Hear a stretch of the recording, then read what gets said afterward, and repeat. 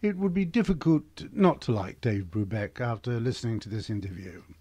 It took place in his dressing room 15 minutes before he was due to perform with his quartet, and he was changing from his street clothes into his tuxedo, talking all the while, dropping his glasses on the floor, hopping all over the place while he changed his trousers. Yes, I've seen Dave Brubeck in his underwear. Eat your heart out, Graham Norton. He did all this while responding to questions with insight and openly showing his love for music and performing. But he's not afraid to vent his distaste for the popular music of the day. He has that rare knack of saying serious things in a light-hearted way. I have not edited this tape in any way. It's all there from my first question to my radio sign-off. This is Martin Bronstein. I'm standing in the dressing room at the back of the Place des Arts with Dave Brubeck, who is here for the Montreal Festival to play a one-night stand. Mr. Brubeck, when did you first know that you wanted to play jazz? Oh, I think at the first rehearsal, my brother used to have a dance band rehearse in our house on Thursday nights, and he'd let me come in and listen. He was 12 years older than I was. He was about 18, so I must have been 6. And this is when you wanted to play jazz? I decided I liked it, and I don't know. Of course, he had a big influence on me. He was a very good drummer. He still is. And I just always kind of listened to what he was doing and wanted to do it too, you know. That's the best way to teach kids is an older brother, rather than the father or the mother or the music teacher. I have 6 children, and I can vouch for that. If you got one kid playing jazz, you'll have 2. Or one kid playing classical music, or one kid playing folk guitar. Pretty quick, you got a house full of folk guitar players. Did you have any classical training? Yeah, which I didn't take to, but it was there for me, and I heard it all day long. And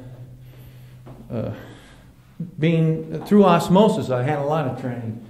To actually play classical piano, I avoided it successfully all my life, and I'm not say that that's the greatest thing that ever happened either, but I feel that because I didn't play classical piano, that I had to express myself, so I could improvise and I could play jazz. So that's what I did. Now I write classical piano. I still don't play classical. Did your classical training have any effect on your music as you play it now, on your jazz? Well, classical music has had an effect on jazz from the beginning. So no jazz player could say, no, classical music has ever helped me, because it's impossible. The jazz is based on European music and African music. And if you read the history of jazz, you can go as far back as Jelly Roll Morton, who said he invented jazz, and you'll hear him saying jazz is great because it takes so much from classical music. I think that's a quote from him. Mm-hmm. Who were your main influences apart from your brother in jazz? Fats Waller, Duke Ellington, Art Tatum were the first influences. There go my glasses. And almost everybody I've heard since would be an influence. Your present quartet have been together for many years now. How many years? The quartet is 15 years old this year, and Paul and I are original members, and Joe Morello joined about 9 years ago, and Gene Wright 8 years ago. So your present quartet with the present personnel has been together 8 years. Right. Isn't this some kind of record for a jazz group? It's pretty unheard of, yeah. How have you managed to stay together so long? Not even I know that. There's certain things that we try to avoid, and that's seeing each other when we're not on tour. It's kind of like the Budapest String Quartet. I think you've got to not be all completely involved, with I'll see you tomorrow at my house. if you're going to stay together. You got to live separate lives and make the main reason you play together is that you enjoy playing together, and then you don't get too friendly off stage. You say when you're not touring you don't see each other, but your quartet does quite a bit of worldwide touring. Do you have much time not touring? Yeah. Now we only play 100 concerts a year. We used to play 250. And I'm sure if we stayed playing 250, we couldn't have stood each other too much longer. Mm-hmm. Because groups can't stay together that play together. You can't. All your world traveling, which audiences do you like best? Intelligent ones. And where do you find them? You can find both in any city in the United States, unintelligent and intelligent. Mm-hmm. So you can't name any geographical place. That we might have a great audience here tonight, and I could take you to a mile away from here in a different auditorium, in a different situation, with a different promoter, with different people, and they wouldn't know what we're doing. Mm-hmm. You say 100 concerts a year. Is all your work concert work now? Yeah. Do you not like playing in clubs? I dislike it very much. When you play it, do you play I spent many years playing in clubs, and I'm glad that I spent the years doing it, but I don't want to spend my life doing it. When you pick or when you play, do you play for yourself or for an audience? Primarily for yourself, or you couldn't keep playing and enjoying it if you played. In fact, I don't really know how I would play for an audience. I've never experienced trying to play for an audience. But you feel an audience when you're playing? Oh yeah, they're either for you or against you. And when they're going against you, what do you do? Try something else. You know, and you still go out there and play NOLA or something, but you try to reach them. We played in many countries where their background was not that of Western music, and I don't care who you were, you weren't going to reach them with a typical jazz concert of the United States. I don't care who it would be. So it's playing for yourself, but playing the bits you're playing your own music and trying to reach the audience, rather than reaching out for the audience with their music. What we do is find out what is a point of communication, and then gradually work up to a point of departure from that, and work with the audience. It's a real chore when you have people that, when we hear music in the minor mode, we think it's sad. And you look out and see an audience smiling, you're playing what you think is a sad song, you got a problem. About 2 or 3 years ago, your recording of Take 5 went to the top of the British hit parade, above Presley and everybody else on the scene. Apart from the financial aspect, how did this affect you? Well, I wish we had 20 more things like it. So does every other jazz musician.